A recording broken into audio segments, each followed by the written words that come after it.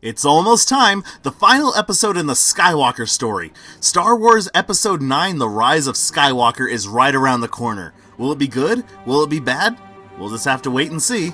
And since it's been a while since I looked at a Star Wars game, I think it's time to take a visit back to the Super Nintendo to look at the 16-bit side-scroller, The Empire Strikes Back.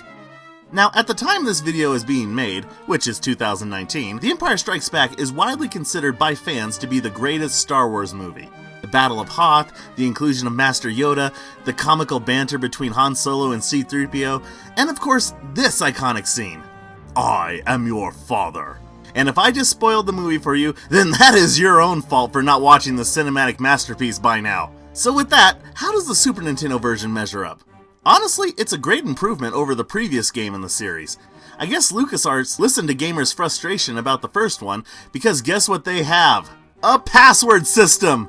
You have no idea how much better this makes things. The first one would have been so much freaking better if only you didn't have to start all the way over when you fell into things like the lava or the sand or whatever that was in the sandcrawler level. LucasArts, you did good on this one. You did good. Thumbs up from KyleUniverse. So just like the first game, the levels are all based off scenes from the movie, or sometimes inspired by scenes from the movie, but I think some of it does get a little extensive. Such as, towards the beginning, having many different snow levels that all look the same, when I felt it could have been condensed a little bit. But it is cool that you get classic scenes like the Battle of Hoth and flying a snow speeder that takes up most of the screen, and who doesn't want to climb up the legs of an AT-AT and play an entire level inside it? A feature that was added to this game is the ability to change weapons. Like, if you're playing as Luke and don't feel like using his lightsaber, you can switch to a blaster.